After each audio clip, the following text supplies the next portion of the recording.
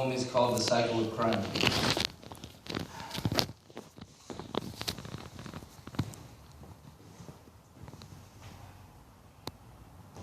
Police officer, enforcer of the law, we finally meet again. I'm here before the court, the jury's present, the judge is benched, and you've been duly sworn. I'll be acting in my own defense, a role that I take in confidence. For the past 6 months I've spent countless hours in a county jail, handcuffed to a bench. I read through cases that at first made no sense, but I learned. I sat in that law library until my eyes would burn. I awaited this day that we come face to face.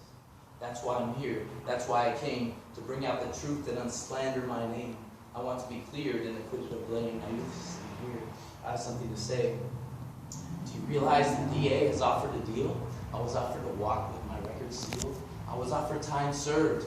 That's what they assured. But that meant this case would have never been heard. And the prosecution is praised for their fight against crime and for a conviction rate that is exceptionally high. But is the public aware of the cases like mine that are swept under the rug without ever being tried? Because why would anyone in their right mind stay locked in the jail when they're unable to make their bail?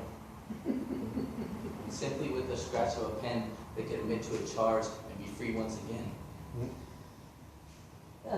Police officer, accuser of this crime, there's worry in your eyes.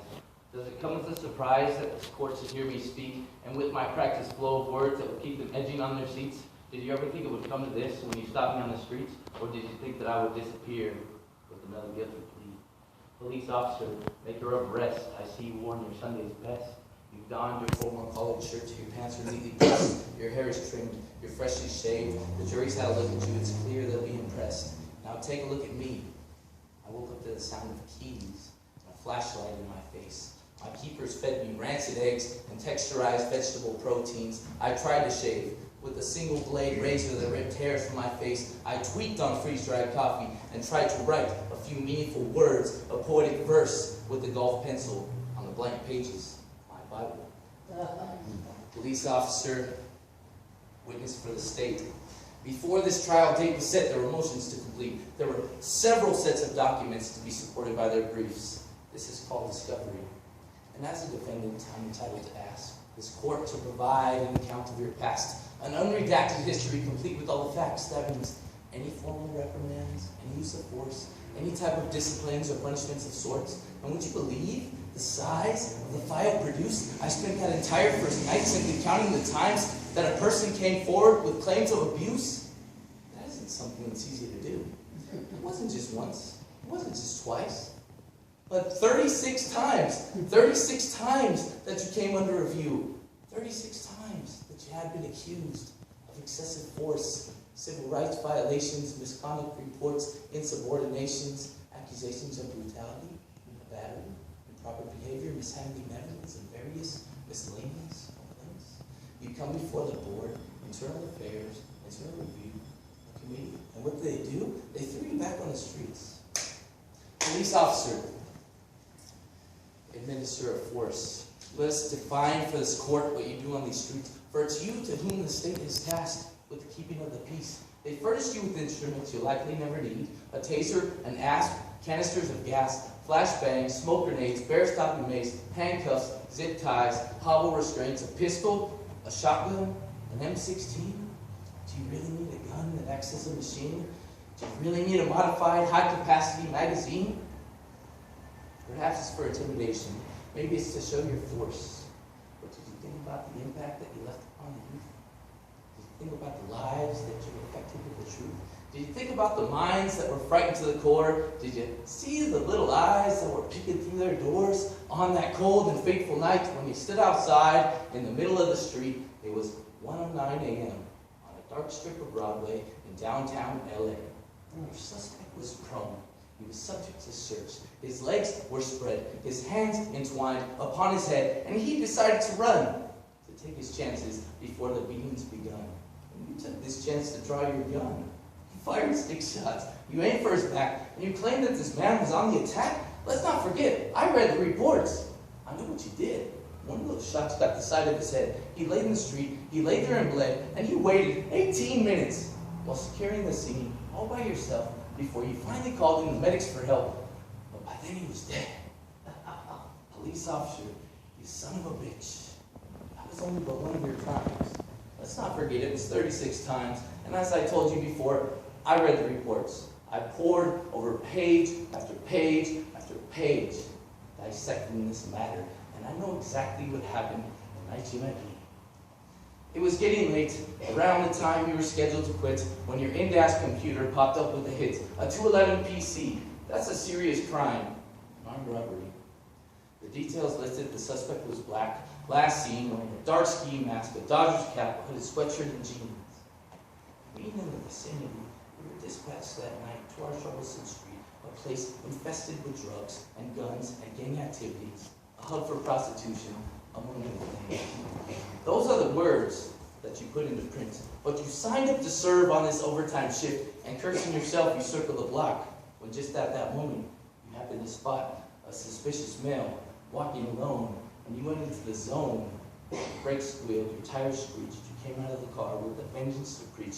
You wielded your weapon, and you yelled out to me, "Put your hands up, motherfucker, freeze." I didn't have a hoodie. I sure wasn't black, and I was in no state to pose an attack with facts. I was minding my business, alone in the streets, just spending the night, my bottle of Jack Daniels and me. Police officer, instiller of fear, it's clear that you knew I had nothing to do with an armed robbery, a 211 PC, or any violent felony. Maybe you thought I was trying to score, trying to sell.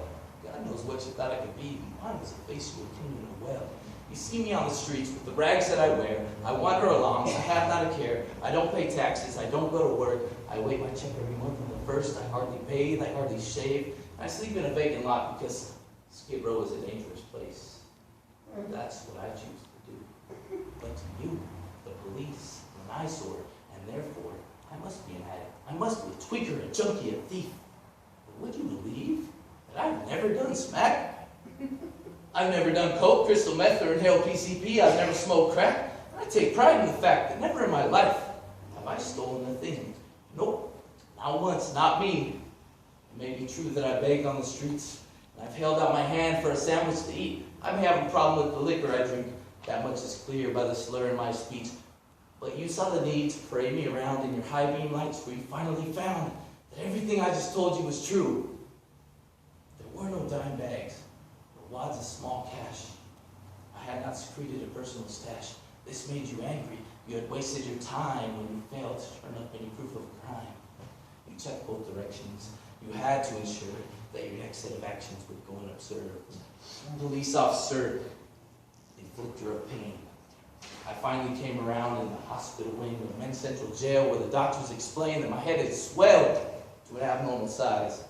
That night I suffered a fractured leg. It had to be casted and held into place. There were several lacerations to my head and my face. There were numerous abrasions my body sustained. There were bruises, contusions. My eyes were swelled shut and I couldn't see. Then came my keepers, not missing a beat. They stood for a moment, they laughed at me, then they turned on their camera and they said this to me: "You have the right to remain silent. It's clear that you wanted to keep me in jail. A tactic of yours that has proven you well, because those behind bars are forgotten and lost. Lives transformed to a number and cost. We have not a choice if we want to complain, as we have not a voice to call out for change. But I made a difference. I finally explained the cycle of crime in this broken state. My name is Willis. I rest my case."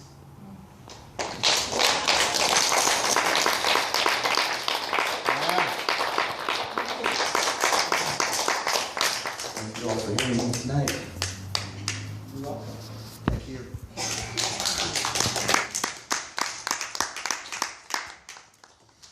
I'm sorry I called you Willie.